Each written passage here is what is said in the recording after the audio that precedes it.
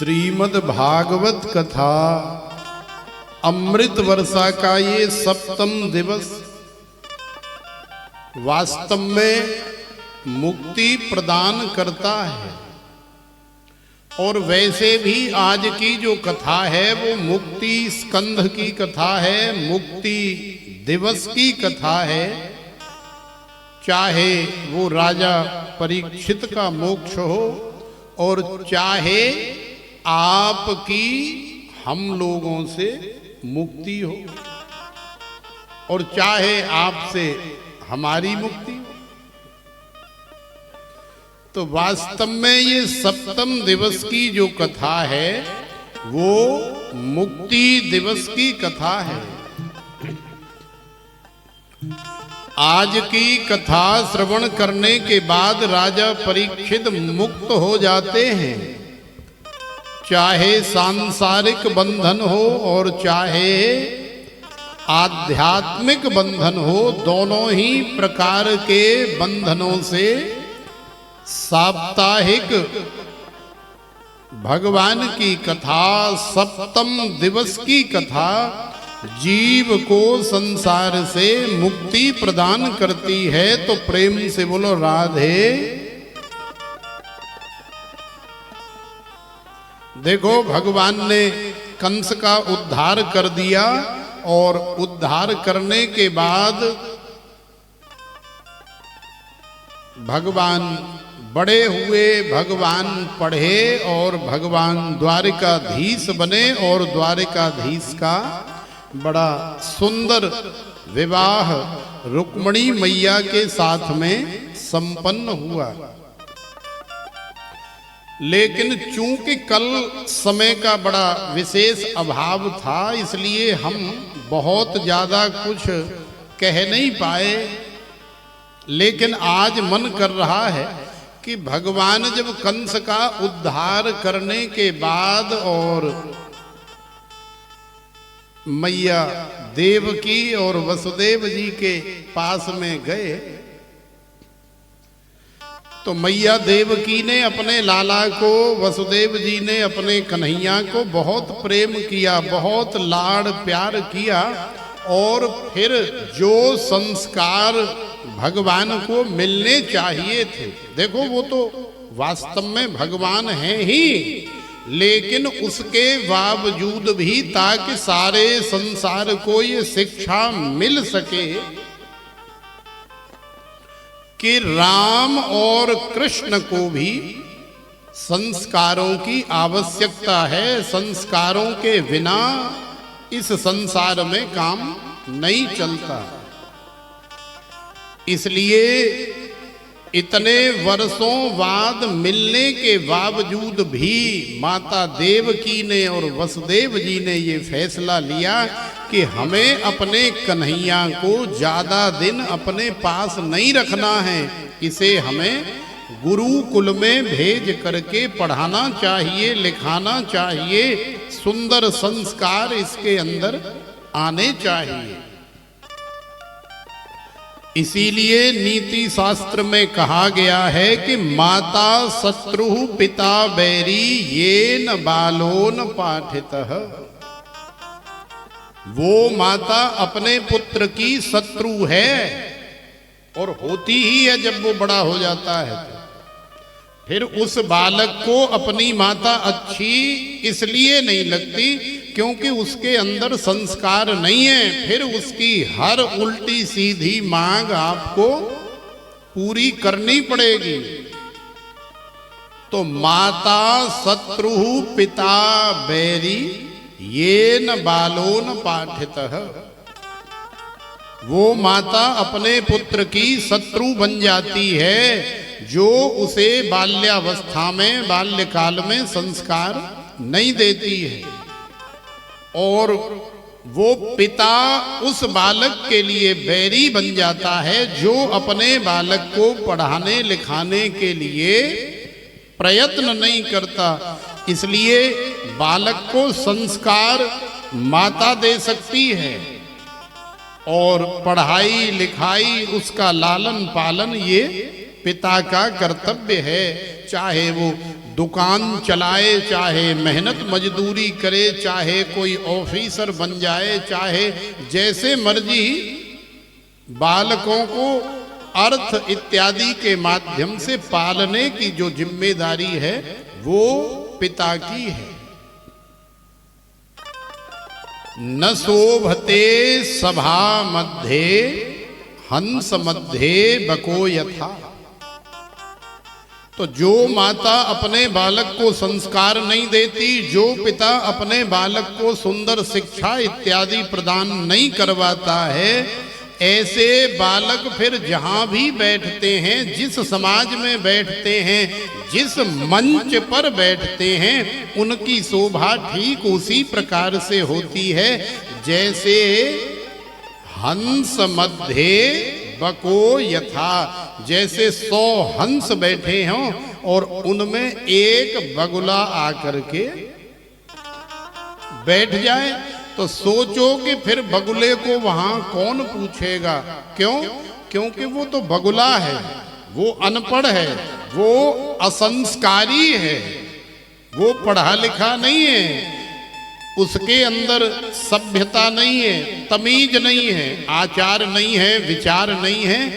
तो इस तरह के मूर्ख बालकों से कोई भी बात नहीं करता।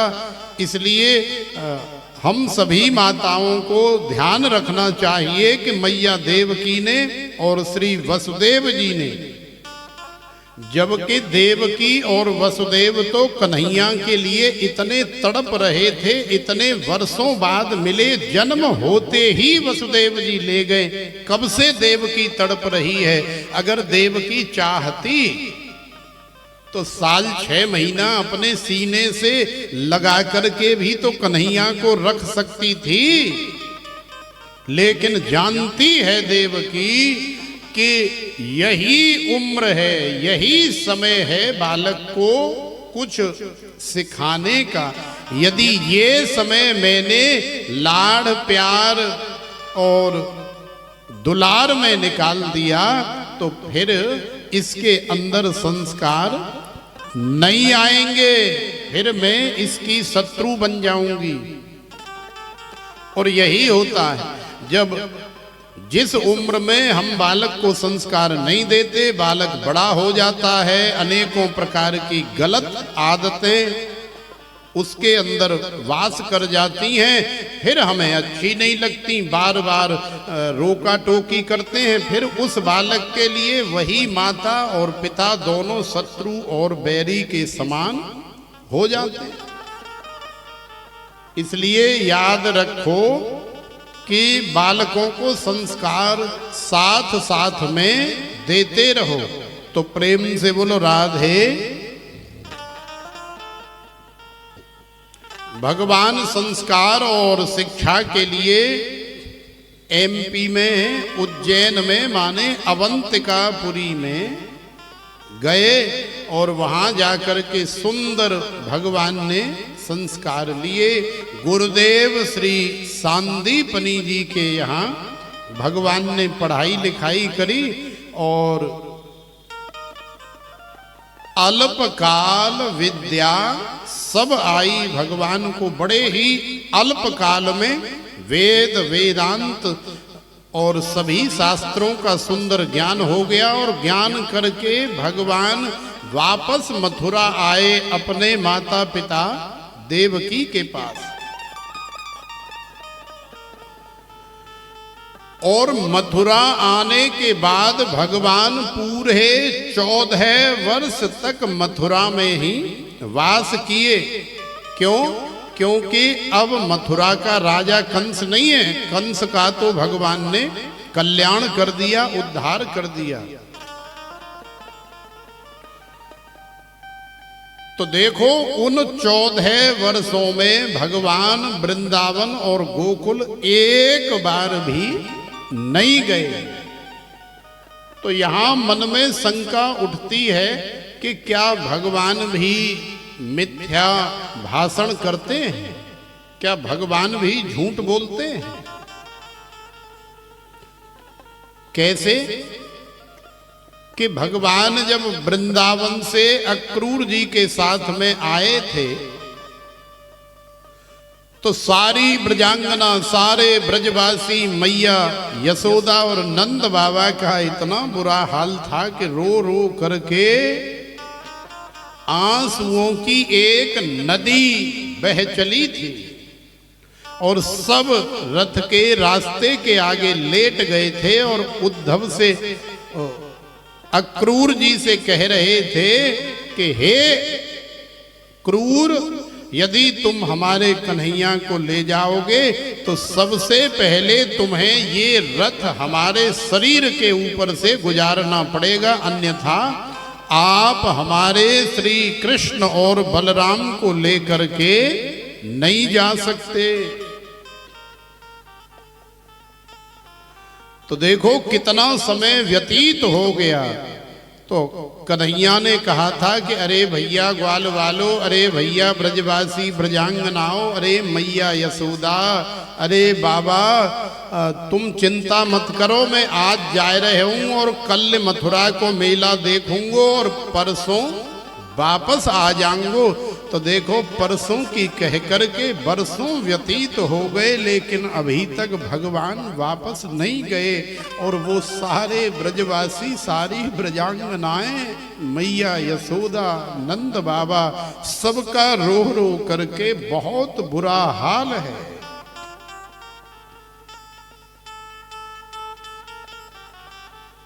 आज जब वापस भगवान मथुरा में आए हैं और मैया यशोदा, मैया देवकी कक्ष में भोजन की थाली लेकर के गई है तो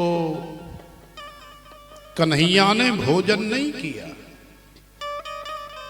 आंखों में आंसू हैं और मुंह एकदम से लटका हुआ है। देवकी मैया ने सोचा कि शायद मेरे पास लाला ज्यादा रहा नहीं है, यशोदा की याद आ रही होगी, नंद बाबा की याद आ रही होगी, मेरे पास कहाँ रहा है, जन्म होते ही गोकुल चले गया, मथुरा में आया बस 1-2 दिन रहा, फिर कंस का उद्धार करके सीधा गुरुकुल में चला गया और अब पढ़ाई लिखाई करके अब आया है, तो मेरे पास तो लाला कभी रहा ही नहीं। तो इसलिए शायद मुझे पता नहीं है कि कन्हैया को किस तरह से भोजन कराना है और भोजन में हमारे कन्हैया को क्या क्या पसंद है, तो शायद इसलिए भोजन नहीं कर रहा होगा, खा नहीं रहा होगा। मैया देवकी ने देखा कि सुबह का भोजन दोपहर हो गया, लेकिन कन्हैया ने थाली की तरफ देखा तक नहीं। दोपहर को मैया देवकी ने देखा तो दोपहर से शाम हो गई, लेकिन कन्हैया ने भोजन को देखा तक नहीं।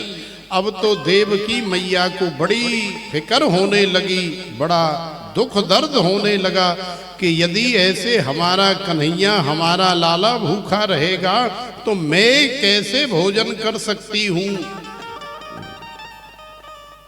वसुदेव जी को बताया।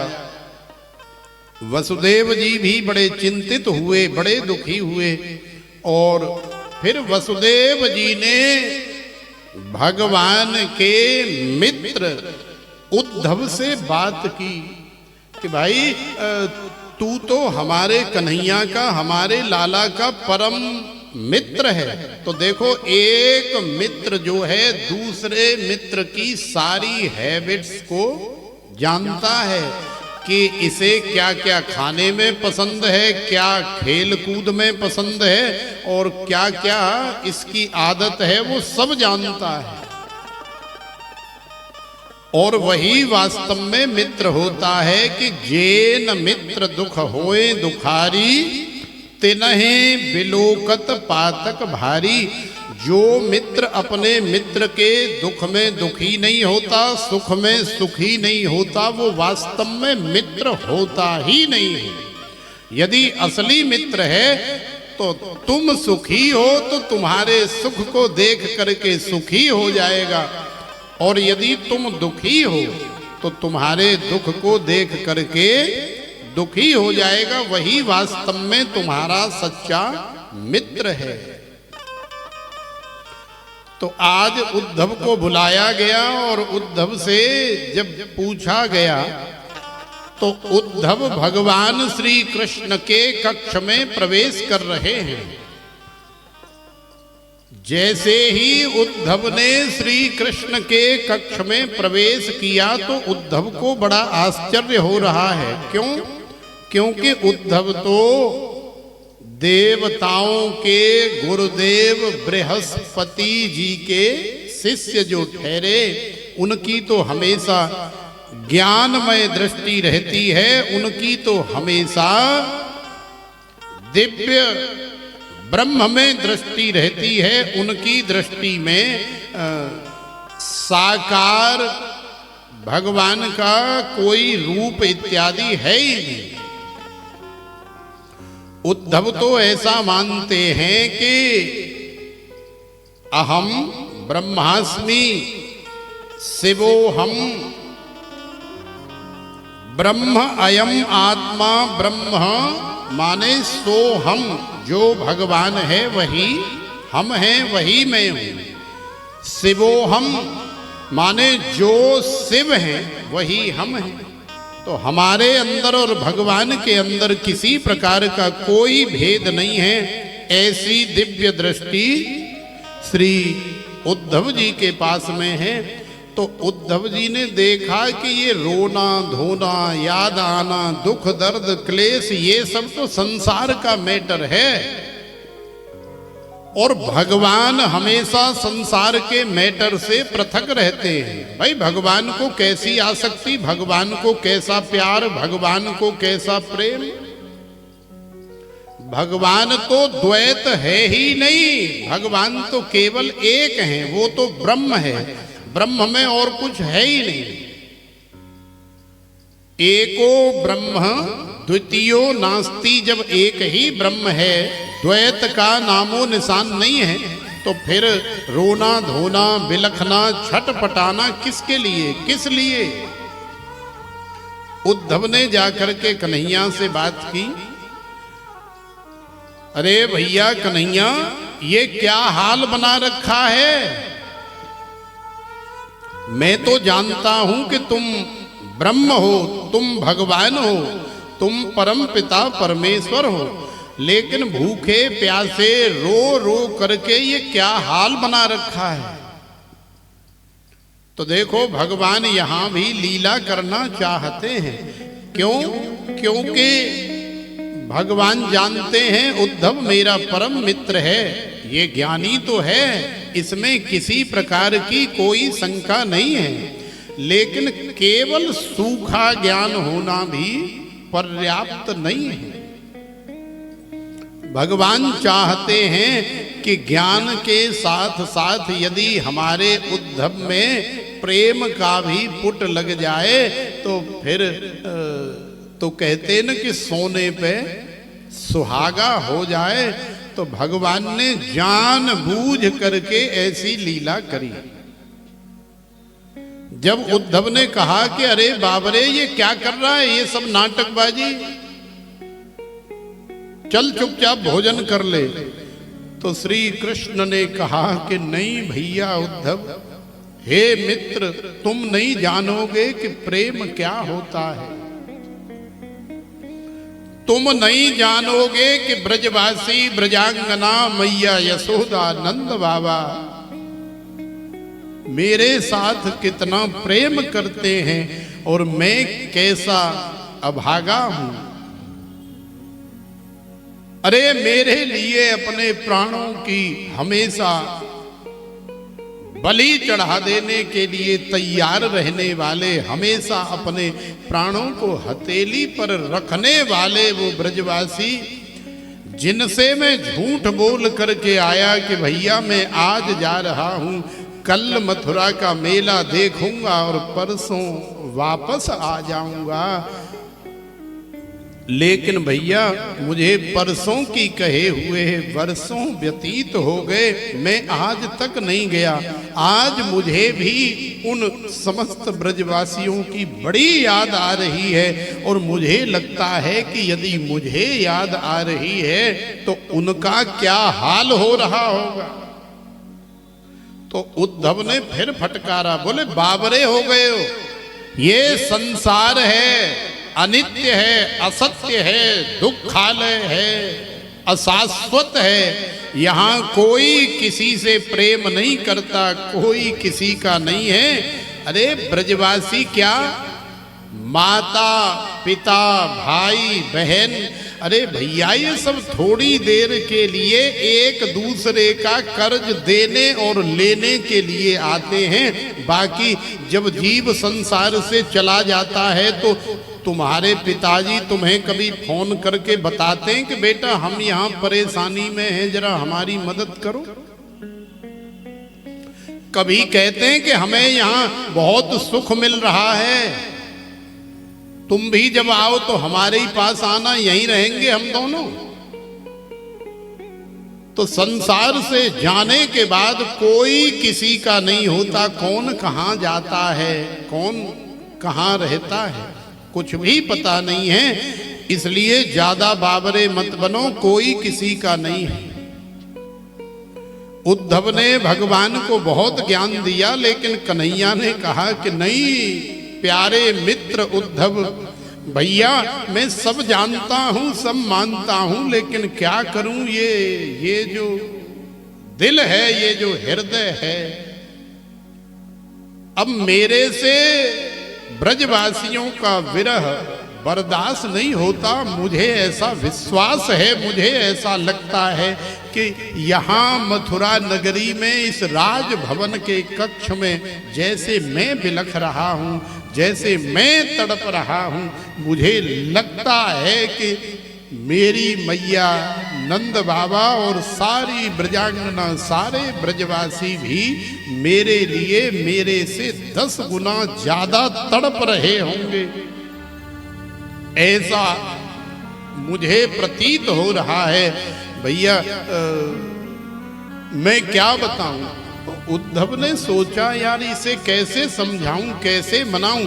अच्छा देख, यदि मैं वहां जा करके और देख करके संदेशा ला करके तुझे बता दूं कि जैसे मैं कह रहा हूं कि तेरे जाने से बाद जैसे जीव संसार से चला जाता है तो 1 दिन 2 दिन 4 दिन थोड़ा दुख होता है, उसके बाद फिर कोई किसी को नहीं पूछता। भैया इतने वर्ष हो गए तुझे वहां से आए, सब भूल गए होंगे कि कोई कृष्ण था भी क्या हमारे मध्य में? तो देखो श्री कृष्ण उद्धव को ये दिखाना चाहते हैं कि ज्ञान ठीक है, अपनी जगह ठीक है, लेकिन प्रेम से बढ़ करके और संसार में कुछ नहीं होता। उद्धव के अंदर ज्ञान का पुट तो है ही, लेकिन प्रेम का पुट भी लगना अति आवश्यक है। इसलिए आज श्री कृष्ण ने उद्धव को पता लेने के लिए भेजा। बोले जाओ भैया, जाकर के पता करके हमें बताओ तो सही कि क्या मैं ही यहाँ अकेला तड़प रहा हूँ, क्या मैं ही यहाँ अकेला मर रहा हूँ, या नंद बाबा, मैया यशोदा या सारे ब्रजवासी ब्रजांगना भी मुझे याद करते हैं, मेरे लिए रोते हैं। तो आज उद्धव भगवान श्री कृष्ण से ये कह करके गए हैं कि अरे जे कौन सी बड़ी बात है लाला, मैं अभाल गयो 1/2 घंटा जाएवे में और 1/2 घंटा आएवे में और 1 घंटा माँ की सबरी खबर लेवे में।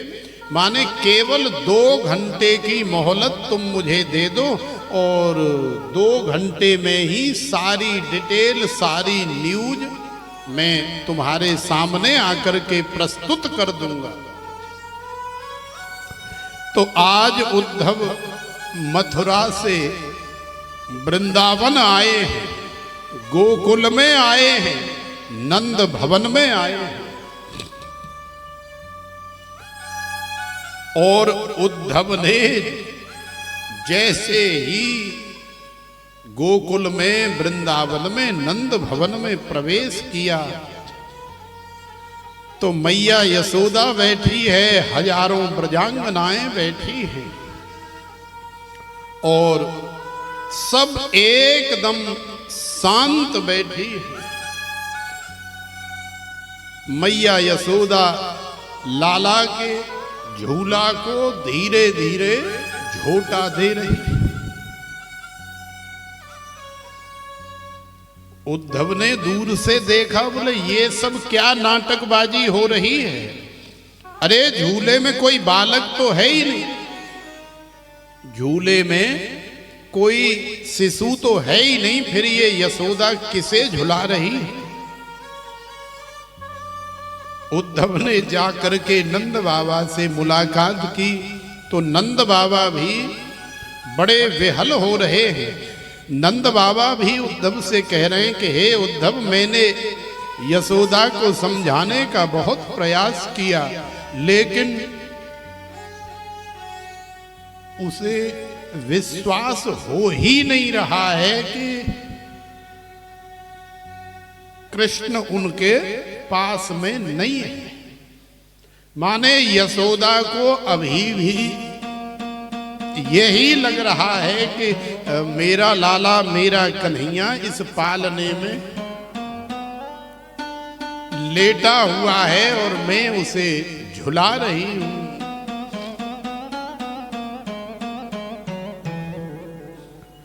उद्धव ने नंद भवन की दशा देखी तो एक ज्ञान की सीढ़ी तो वहीं खिसक गई। उद्धव का हृदय भी थोड़ा अधीर होने लगा और फिर नंद भवन से निकल करके बाहर आए तो रास्ते में झाड़ियों में छिपे हुए छोटे छोटे शिशु, छोटे छोटे ग्वाल बाल जो बिल्कुल कन्हैया के साइज के थे या कन्हैया से थोड़े छोटे थे, वो आज भी सुबह होते ही सब रास्ते के किनारे जो मूंज के झुंड होते हैं, जो झरकटी होती हैं, जो झाड़ियां होती हैं, सबसे आगे जाकर के दुबक जाते हैं और मन में ऐसी धारणा लेकर के बैठे रहते हैं पूरे दिन कि जब भी मथुरा से कन्हैया आएगा तो सबसे पहले मैं उसके दर्शन का और उससे मुलाकात का सौभाग्य प्राप्त करूंगा और साथ में उसे डांटूंगा भी। चोरे लाला, तू हमसे झूठ बोल करके गया था परसों की कह करके और बरसों व्यतीत हो गए, बाबरे अब आ रहा है, लेकिन क्या करें बेचारे, इतने वर्ष हो गए झाड़ियों में बैठ करके दिन भर इंतजार करते हैं और फिर जब रात्रि हो जाती है तो मजबूरी में ये सोच करके चले आते हैं कि आज हमारा कन्हैया नहीं आएगा, कल सुबह फिर चले जाते हैं। यही क्रम बरसों से चल रहा है। और जब ब्रजांगनाओं का, गोपियों का हाल देखा तो लाखों के समूह में ब्रजांगनाएं ब्रजभूमि में बैठ करके पूरे दिन इंतजार करती हैं कि शायद आज आ रहे होंगे, आज आ रहे होंगे, लेकिन इसी तरह से वर्षों व्यतीत हो गए, भगवान नहीं आए। तो उद्धव ने जब ब्रजवासी ग्वाल वालों की दशा देखी, उनके हृदय का प्रेम देखा, तो दूसरी सीढ़ी अभी वहीं रहने देते, कथा चल रही है रस में, आप अभी बैठा लो आराम से।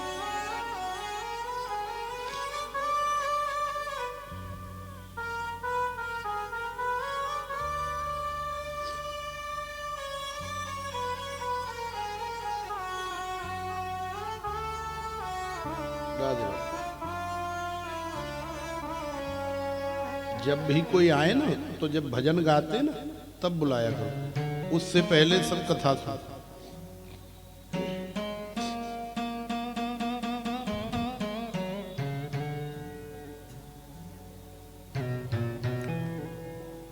श्री राधे श्री राधे। तो देखो आज उद्धव के ज्ञान की दूसरी सीढ़ी भी खिसक गई उन ब्रजवासी ग्वाल वालों की दशा देख करके। और जब आगे बढ़े ब्रजांगनाओं का हाल देखा तो ब्रजांगना भी आपस में न जाने क्या क्या सुनाने के लिए बैठी हुई है, न जाने क्या क्या अपने मन में सोच रही हैं।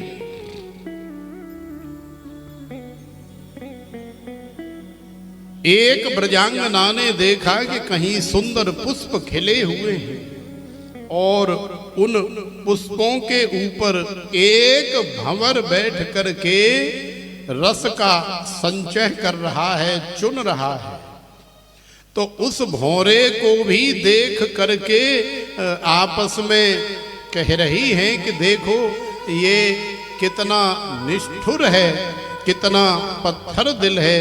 मुझे तो ऐसा लग रहा है कि इसमें और हमारे कन्हैया में किसी प्रकार का कोई भेद नहीं है। क्यों?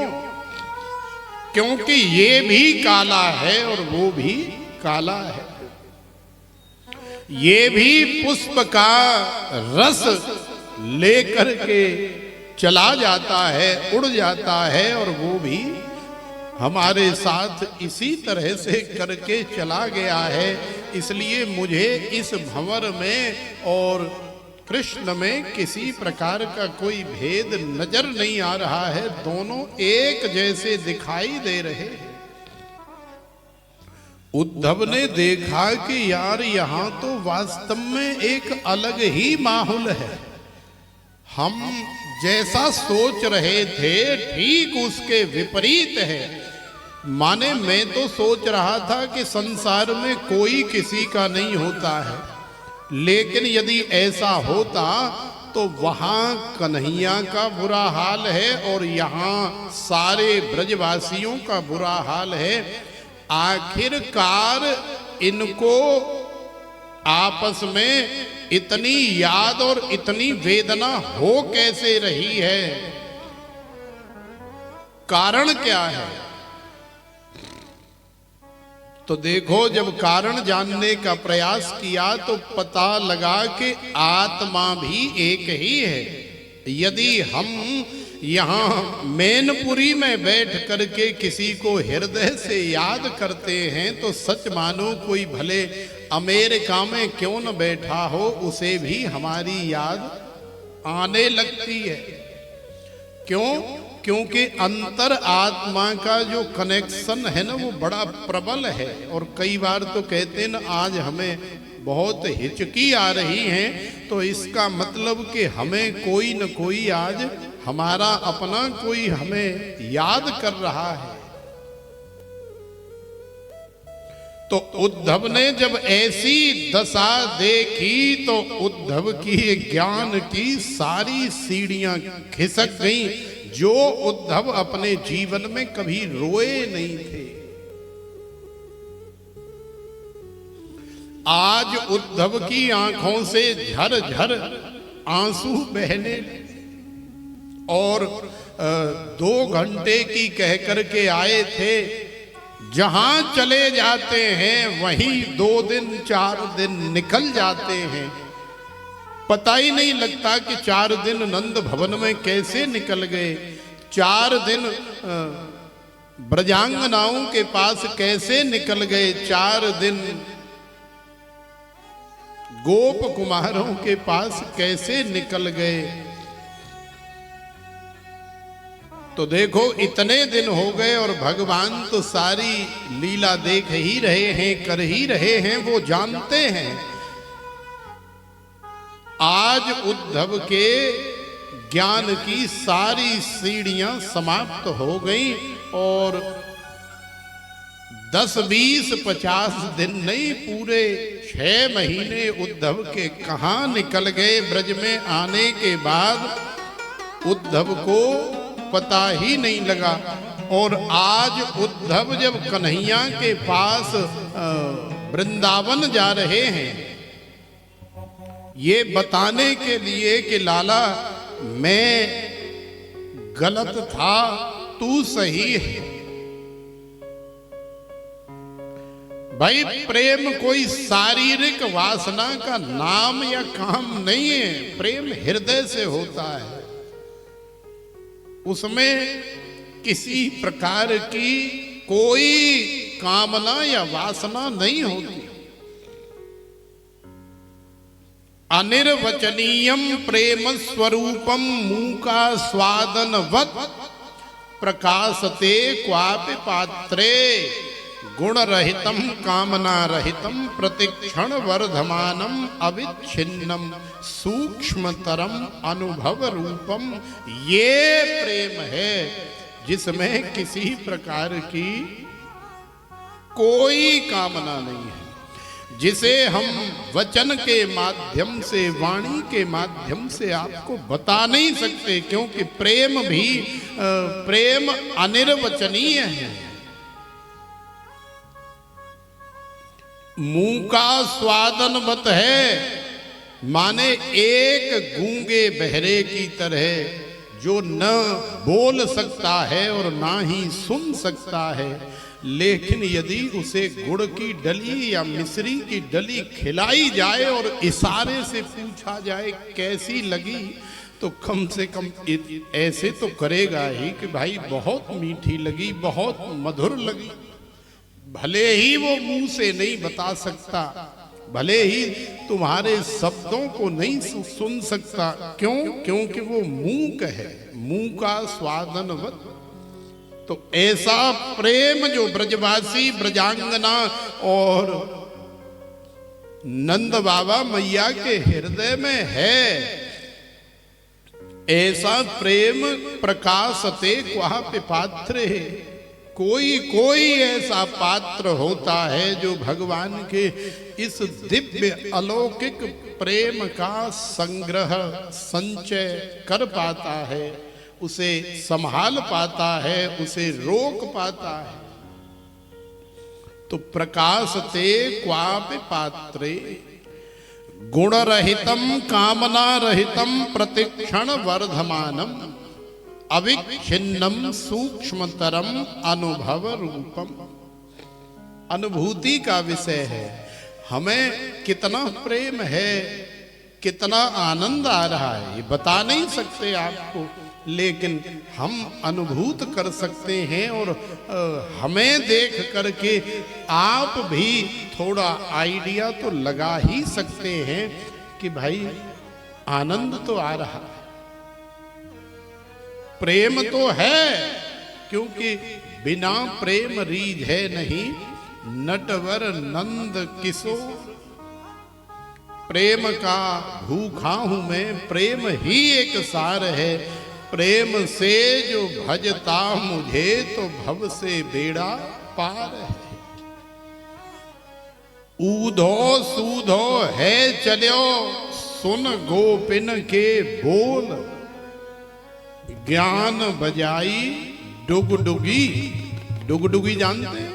वो जो मदारी लेकर के डोलता है ना, डुगडुगी, कड़र कड़र कड़र कड़र, वो डुगडुगी। तो डुगडुगी कितनी बड़ी होती है? छोटी सी होती है। तो उद्धव के ज्ञान की ब्रजवासियों के सामने डुगडुगी बज गई, लेकिन ब्रजवासियों के प्रेम का तो बहुत बड़ा ढोल बजने लगा।